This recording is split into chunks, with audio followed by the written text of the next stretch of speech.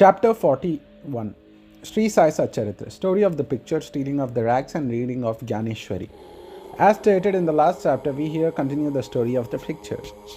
9 years after the occurrence of this incident depicted in the last chapter, Ali Muhammad saw Hemadpant and related to him the following story.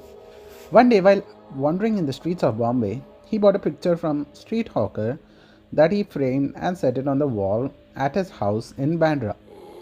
As the loved Baba, he took the darshan of it daily. 3 months before he gave the picture to Hemadpant, he was suffering from an abscess or swelling in the leg for which an operation was performed, and he was convalescing in the house of his brother-in-law, Mr. Noor Muhammad Peerboy in Bombay. For 3 months, his house in Bandra was closed, and nobody was living there. Only the pictures of the famous Baba Abdul Rahim, Maulana Sahib Muhammad Hussain, Baba Sai, Baba Tajuddin, and other saints were there. The time of Wheel did not even spare these. He was lying sick and suffering in Bombay. Why should the pictures suffer in Bandra? It seems that they were also there in and out, that is, births and deaths. All the pictures met their fate, but how Sai Baba's picture escaped it, nobody had been able to explain to me until now. It shows the all-pervasiveness, omnipresence of Sai and his inscrutable power. He got a small picture of Saint Baba Abdul Rahim from Muhammad Hussain Tatan many years ago. He gave it to his brother-in-law Noor Muhammad Peerboy and it was lying in the table for 8 years. Once the latter saw it, took it to a photographer and got it enlarged to life size and distributed copies of the same amongst his relations and friends, including Ali Muhammad, who fixed it up in the Bandra house. Noor Muhammad was a disciple of Saint Abdul Rahim, and when he went to present the picture of his guru in an open darbar held by him, the guru got wild and ran to beat him and drove him away. He felt very sorry and dejected. He thought that he has lost so much of his money and incurred his guru's displeasure and anger. As his guru did not like image worship, he took the enlarged picture with him to the Apollo Bandar and after hiring a boat, went in it and drowned it in sea. He requested the friends and relations to return the copies and after getting 6 in all, had them thrown by a fisherman in the Bandra Sea. All this time, Ali Muhammad was in his brother-in-law's house. He was told by him that his suffering would come to an end if he would soon drown the pictures of the saints in the sea. Hearing this, Ali Muhammad sent his Mehta, that is manager, to his Bandra house and got all the pictures of the saints in the house thrown into the sea. When Ali Muhammad returned home after 2 months, he was surprised to find Baba's picture on the wall as before. He did not understand how his Mehta took away all the pictures except this. He immediately took it out and kept it in the cupboard, fearing that if his brother-in-law saw it, he would do away with it. While he was thinking that how it should be disposed of and who would keep it and guard it, Sai Baba himself, as it were, suggested to him that he should see and consult Maulana Ismu Mujawar and abide by his opinion. He saw the Maulana and told him everything. After mature consideration, they both decided that the picture should be presented to Anna Sahib, that is Hemadpant, and that he would protect it well. Then they both went to Hemadpant and presented the picture in the nick of the time. This story shows how Baba knew all the past, present and future and how skillfully pulled the wires and fulfilled desire of his devotees. The following story shows that Baba liked very much those persons who took real interest in spiritual matters and that he removed all the difficulties and made them happy. Stealing the rags and reading of Gyaneshwari. Mr. B.V. Devar, who was a Mamlatdar of Dahanu, that is Thana district, wished for a long time to read Gyaneshwari, the well-known Marathi commentary on the Bhagavad Gita by Gyaneshwar, along with other scriptures. He could read daily one chapter of the Bhagavad Gita and some portion of the other books, but when he took Gyaneshwari in his hand, some difficulties cropped up and he was precluded from reading it. He took 3 months' leave, went to Shirdi and thence to his home at Pound for rest.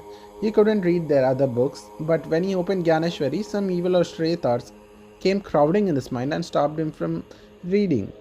Try however he might, he was not able to read even a few lines of the book with ease. So he resolved in his mind that if Baba would create love for the book and would order him to read it, he would begin it and not until then. Then in the month of February 1914, he went with his family to Shirdi. There Jog asked him whether the daily read Gyaneshwari. Leo said that he was desirous of reading it, but he was not successful, and that only Baba would order him to read it. He would commence. Jog then advised him to take a copy of the book and present it to Baba, and to start the reading after it was consecrated and written by him. Dio then replied that he did not want to resort to this device as Baba knows his heart. Would he not know its desire and satisfy it by giving the clear order to read? Dio then saw Baba and offered 1 rupee as dakshina. Baba asked for 20 rupees, which he gave. At night, he saw one Balakram and inquired how he secured Baba's devotion and grace. Balakram told him that he would communicate daily next day after Arati. When Dio went for darshan next day, Baba asked rupees 20, which he willingly gave. As the masjid was crowded, Dio went aside and sat in the corner. Baba asked him to come close and sit in a calm mind, which Dio did. Then after the noon arti was over and asked him in dispersed, Dio saw again Balakram and asked him for the previous history. What Baba told him he was taught meditation. Balakram was going to reply when Baba sent one Chandru, a leaper devotee, to call Dio to him. When Dio went to Baba, the latter asked him when and with whom and what he was talking. He said that he talked with Balakram and heard from him that his fame. Then Baba asked 25 as dakshina from Dio, which he gladly gave. Then Baba took him inside and sitting near the post, charged him, saying, "You stole my rags without my knowledge." Dio denied all knowledge of the rags, but Baba asked him to make a search. He searched but found none. Then Baba got angry and said, there is nobody here. You are the only thief, so grey-haired and old. You came here for stealing. After this, Baba lost his temper, got terribly wild. God gave all sorts of abuses and scolding. Dio remained silent and watching, and though that he might get a beating also. After an hour or so, Baba asked him to go to the Wada. He returned to the Wada and told Jog and Balakram all that had happened. Then in the afternoon, Baba called for all and Dio also and said that his words might have pained the old man, that is Dio. But as he committed the theft, he could not but speak out. Then Baba asked him rupees 12. Dio collected the amount, paid and prostrated himself before him. Then Baba said to him, "What are you doing?"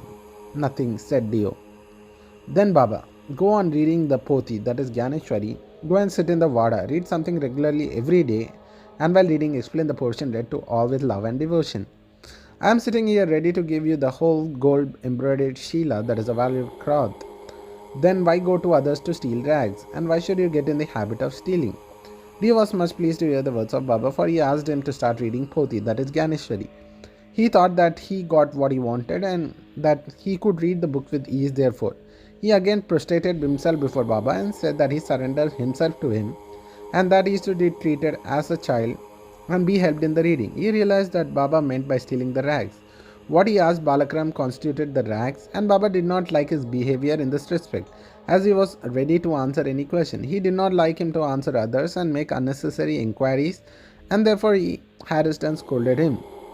Dio thought that he really did not harass and scold him, but thought that he was ready to fulfill their desires, and there was no use asking others in vain. Dio took these scoldings as flowers and blessings, and went home satisfied and contented. The matter did not end there. Baba did not stop with only issuing an order to read. Within a year, he went to Dio and inquired about his progress. On 2nd April 1914, on Thursday morning, Baba gave him a dream vision. He sat on the upper floor and asked him whether he understood the Poti. "No," answered Dio. "Baba, then what are you going to understand?"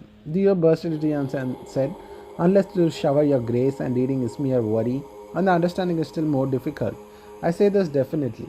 Then Baba said, "While reading, you make haste. Read it before me in my presence."